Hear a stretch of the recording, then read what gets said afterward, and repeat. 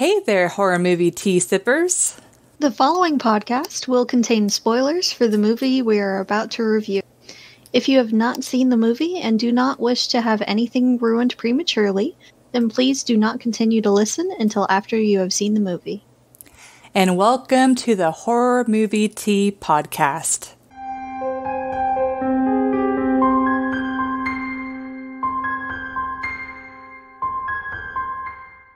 We are breaking up February. Well, I guess we kind of did that last week, but anyways, I digress. By doing Come Play, which is a movie that apparently came out last year, and we just saw it and was like, oh, this, we found the trailer and we're like, oh, this looks really cool, and so we decided to watch it. But anyways, off to tea. I actually made the effort to do brutalities, and I'm doing the painting the white one to Earl Grey. I think that's, or painting, yeah. I know it's a song, so I'm trying to not mess up the song, but I'm like, oh man, I don't know this song. I'm going to mess it up, but of course I do. It's fine. And I just burned the crap out of my mouth with Bentley's Earl Grey.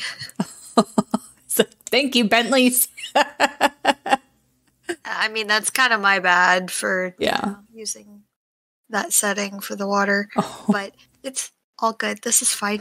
It's fine. Let's get to the summary. So, Come Play is this autistic kid who is nonverbal, uses electronics to communicate, and his dad gives him a tablet that is from the Lost and Found. And they find out that this mysterious creature is trying to use these electronic devices to break into our world and essentially bring the kid back to the monster's world forever. And as far as the entertainment goes, this was one of those movies that as soon as it was over, I'm like, I want to watch it again. And it's kind of expensive on Amazon, so I haven't actually bought it. But yeah, this is a keeper for me. Yeah, it's just like, it's so, the concept is a lot more interesting, because there's so many movies that's like, oh, a monster's trying to get us. But with the kid being autistic and nonverbal, it just adds a lot more. It creates an opportunity for a lot more character development, and then them focusing on like the situation with the family. But man, I don't think this is quite an 8 for me, but this is a solid 7.5.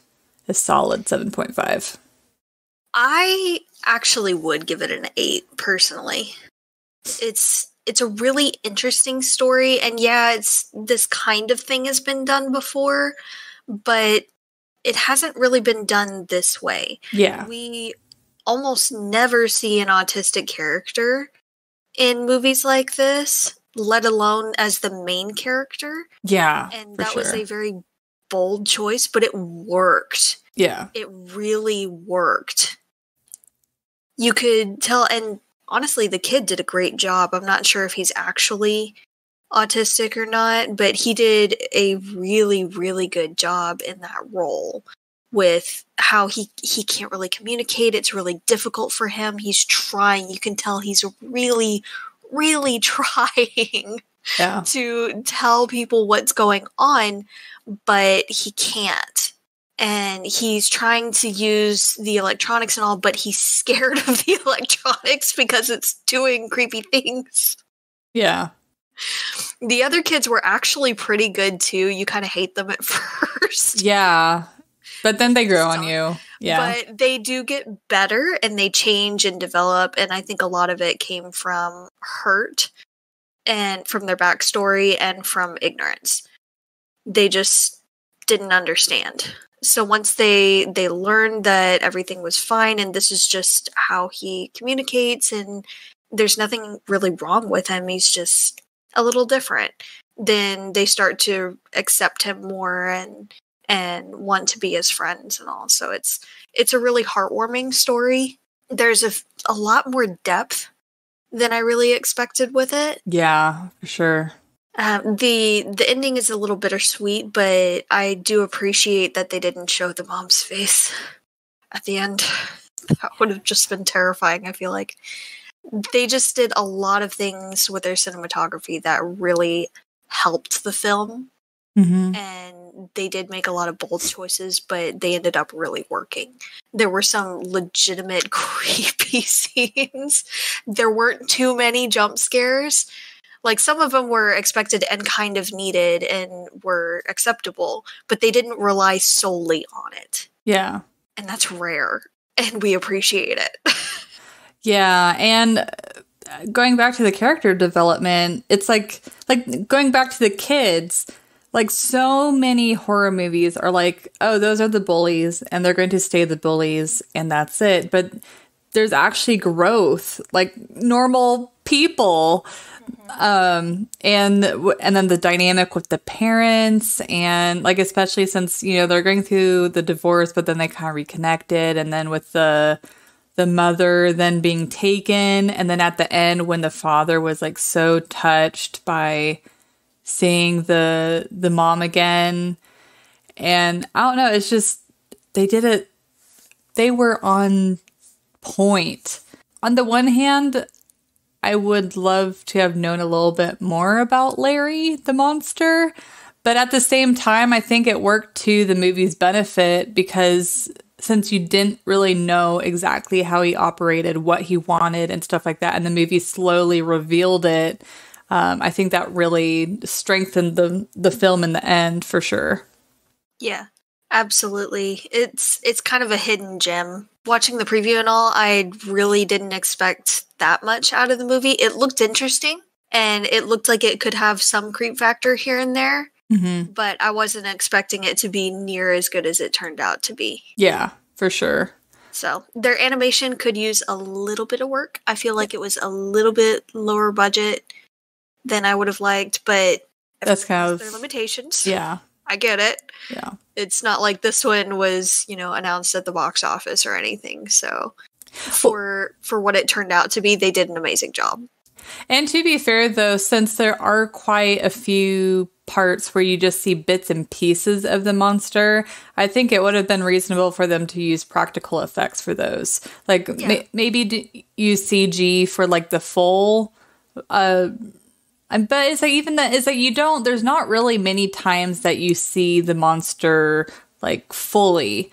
So it's like, you know, in cases where there's a lot of movement and you see him like full, his full body, fine, use CG, but in like just a hand like reaching out or whatever, I think it would have been reasonable to assume that it'd be okay to use that with special effects. Yeah. I think they didn't use special effects, because if they tried to use like a person's hand, the monster was very, very thin and spindly and bony, and I think that would have been difficult to convey if they tried to like use some kind of glove or prosthetics. I was picturing more like an animatronic hand or something. Yeah, more than a Those actual can hand. Be expensive though, so I get it. Again, I do wish that they had done something of that nature as well in some scenes, but I think it was a good call that they didn't always show the monster. Yes, yeah, that would have. That we've said it before, that usually like kills the mood for the movie. Like, once you see it, you're like, oh, it's not that bad, or oh, that looks dumb. But this one, when you do see it, it looks really creepy. They did a good job there. They really did. And seeing just pieces, just like the hand coming out and like, come play. Like, no, I'm good. I'm good, bro. You stay over there. And I am kind of curious if I really don't know much history on this movie or the background of it, but I wonder, because there was a scary short where I think we actually did it in one of our videos that we posted on YouTube, but where this girl is doing filters, and then in the background, So I wonder if they took inspiration from that, or it just so happened, there's so many, it just seems like a natural fear to be like, oh, what if I'm doing a filter and an extra face pops up?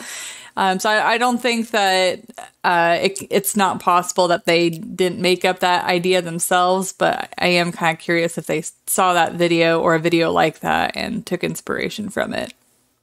It was a really creepy scene, though. Yeah. Oh, it gives you goosebumps. Really freaked us out. We were both like, no, put it down. We're like, close the closet, and just lock it. Just you don't need those clothes anymore. Nope. Never need to go in that closet again, ever, for any reason. But yeah, before we move on to realism, I definitely recommend watching this movie. It's a good one. Oh, yes. It's a good one. Absolutely. I will definitely be watching it again. There's a lot to digest in this story with the character relationships and the monster itself. Yeah. And the angles that they used for everything, so they don't necessarily show the monster all the time. It's really good. Yeah. Really and good. I was kind of thinking, since the monster is supposed to represent loneliness, I think it's particularly powerful that they have the monster trying to kidnap or take an autistic child, because that's a level of loneliness that not a lot of people can understand. It's like not that he didn't have a lot of, a good relationship with his parents, or that he wasn't given the attention he needed, but the fact that he had difficulty connecting with other people because he connects in a different way. Yeah. And kids can be mean, and they don't necessarily understand that. Toward the beginning in class, one of the kids, who apparently was his friend before, and then they had an issue come up, and suddenly they weren't allowed to hang out or anything. They weren't friends anymore. So he was feeling hurt from that.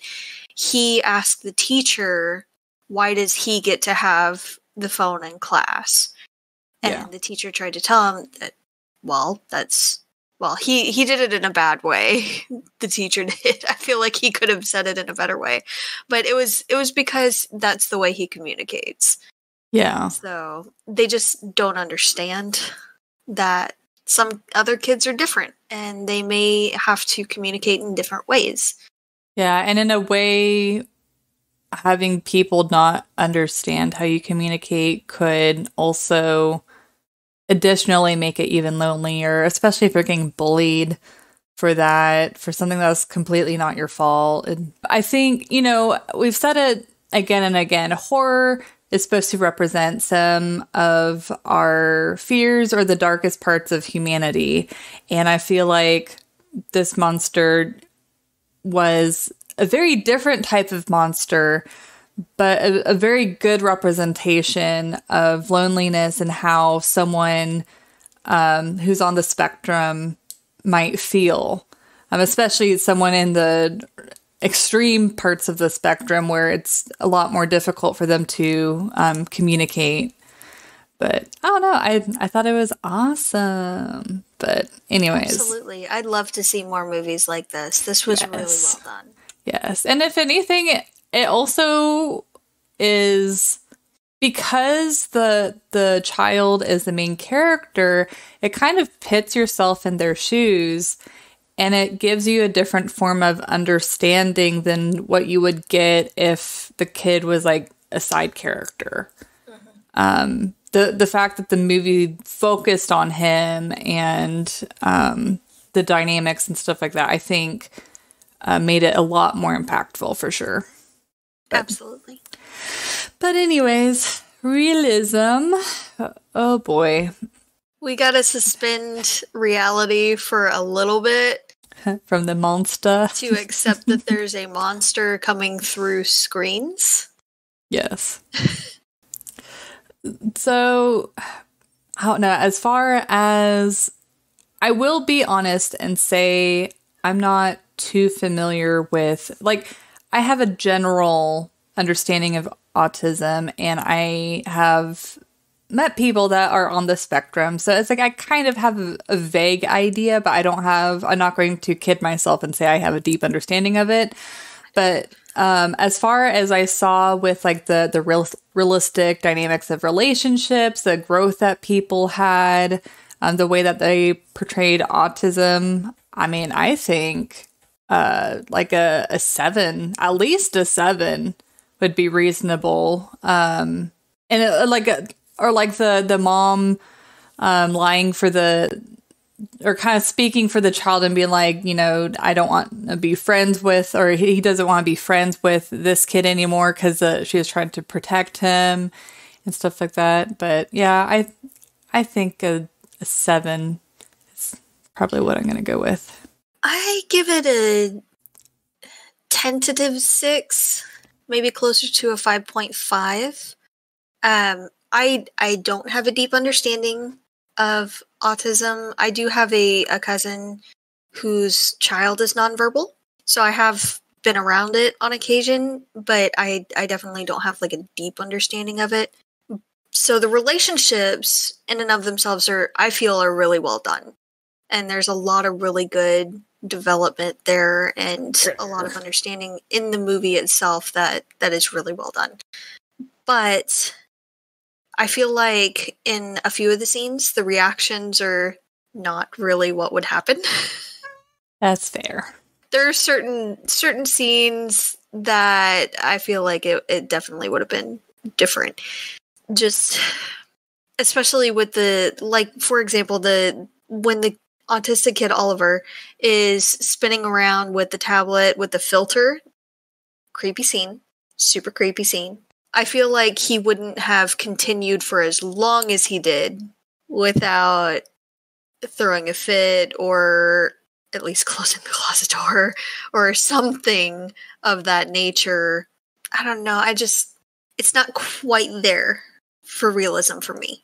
I feel like the reactions for the most part are pretty reasonable because everybody reacts differently. But yeah, I do see what you're saying, and that's why on mine I felt like, you know, it ticked from a 10 to a 7. But maybe, okay, whenever you rate things, do you start from the bottom up or do you think from the top down? I start from about the middle and go up or down. Okay. As needed. Because I feel like that would also impact our difference in ratings. Probably a little bit. It is a really good movie, really well done, and for the most part, it's definitely believable. There are just certain things that I'm like, I don't think so. Yeah, I know some of the reactions from the parents. Like the mother, I felt like her reactions were kind of extreme. Like she kind of believed that there is a monster a little bit too quickly. And I understand that she was like witnessing some of the stuff, but it's like that would not be my my first conclusion. Well, she's kind of talking to it and all a little soon, but it is kind of hard to dispute it after the light bulb scene. That was kind of funny, though, to be fair. It's like, oh, look, he helped you screw in the light bulbs. I was like, well, that's helpful. Creepy, but helpful. I love how in that scene, too, we were, like, bitching the whole time. It was like, why are you using incandescent? You should be using LEDs. Yes. That is why I took another point off, because this is 2021. And yes, this came out last year, but it's the 21st century. Like... Why aren't you getting away from the incandescent bulbs? Hey. Why? I mean, they're not even CFL, guys. They're not LEDs or CFLs even. They're the lowest of the low bulbs. And they're the least efficient. Yeah. It's like they might be the cheapest, but it's like LEDs are a lot cheaper than they used to be. They're a lot more affordable now. They use a fraction of the energy that the original light bulbs used, so they'd be better on your energy bill. And they don't burn hot. So if your kid happens to touch it, like on the bulb part, yeah, it's going to be warm, but it's not going to like burn them immediately. Yeah. My cat just it's a slipped win on all my around. It'll be a little bit more expensive starting out to replace them, but like as a bulb burns out, replace it with an LED. Yeah. And you're good. Because those other bulbs, yeah, they're cheaper to get initially, but they burn out much, much quicker. So you're going to spend a lot more in the long run, not just from an energy bill standpoint, but from the bulbs themselves. Yeah, but some people don't care. But okay, so I'm kind of, I will modify my rating. Well, I know, but now I'm like, man, a 7 is kind of high. I don't know. I'll do a 6.5. I feel better with the 6.5. Either way, it's really well done. It's definitely worth a watch, guys. Yes. If you haven't seen it already, go watch it. This is truly a hidden gem. I hadn't heard it advertised or seen a trailer before then or anything. Yeah. I saw it on one of our streaming services that automatically has stuff loaded onto it, and it happened to have a trailer, and the description sounded interesting, so I waited for Alyssa, and we watched the trailer, and immediately we're like, okay, yeah, we need to see this. Yeah, it's like, and out of the horror community, because I don't know how well you keep up with the horror community, but it's like I haven't really seen this mentioned at all. Not at all. This one should not go to the wayside. Like, it needs attention. It's good. It definitely does. And I want to see more movies like this with main characters that have something of this nature. That way you can get more information and see it from their point of view a little more and maybe get a better understanding of what they're going through. So it was interesting in that way as well. Not just for the horror aspect, which was well done. Mm-hmm. Bravo. But just to see this different perspective. Yeah. It was new and different and appreciated. So more, please. Yeah, and that you mentioning that makes me think of the one movie where there's like intruders and she's blind and There's been a few. There's been a couple where the main character is blind and there's intruders, and there's been another movie called Hush where she was deaf. Yes. And then there's another one that covered mental illness where she had, is it agoraphobia, where you're afraid to go out? That, oh man. That one was good too. Yeah. So we need to cover more of those. Try to touch on a few of these kinds of movies because they really are interesting to see from someone else's point of view, or experience it rather if they can't see. But it's different. Yeah. And we need a little bit of different every now and then. Yeah. Yeah, I think it's important because it kind of reminds us to take our view outside of ourselves and realize that we're all living this life, but we're not experiencing it the same. Mm-hmm. So. It really helps to broaden your views, and movies are a way to do that. To see things from a different perspective, experience things how others might experience it. Yeah, you might act differently in certain situations, but you also might have access to things that others don't. Yeah, for sure. So it's a good way to explore different aspects of life like that in a safe environment. Yes, for sure. But and for now, socially distanced. Yes. Yep. Almost there, guys. Hopefully. We'll see. I see a light. At the end of the tunnel, just like, we're so close. I hope it's not a train, but I see a light. Oh, God. Please don't let it be a train. Like, 2020 was bad enough. We don't need another bad year. Oh, man. We're not going to go too into deep talks about the vaccine or anything, but it does look promising so far. So we are excited about that. And hopefully we'll be able to record some of these sessions together. Like we were in the beginning of the podcast. Yeah. It's like I had a special mic and everything. Yeah. Instead of safely socially distanced from our own homes instead. Yeah.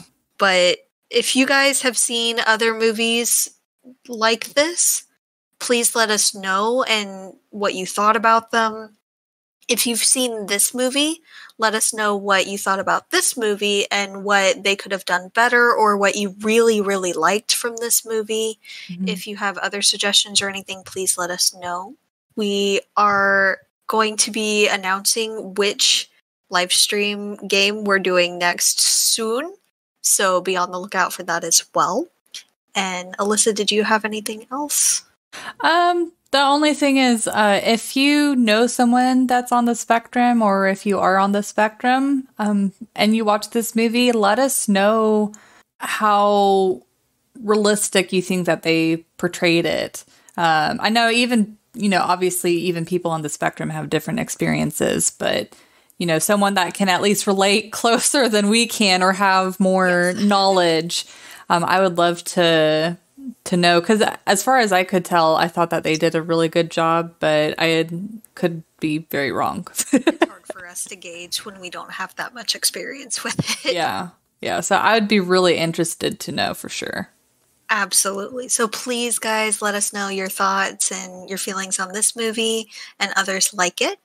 And in the meantime, stay safe and stay swoopy. Bye.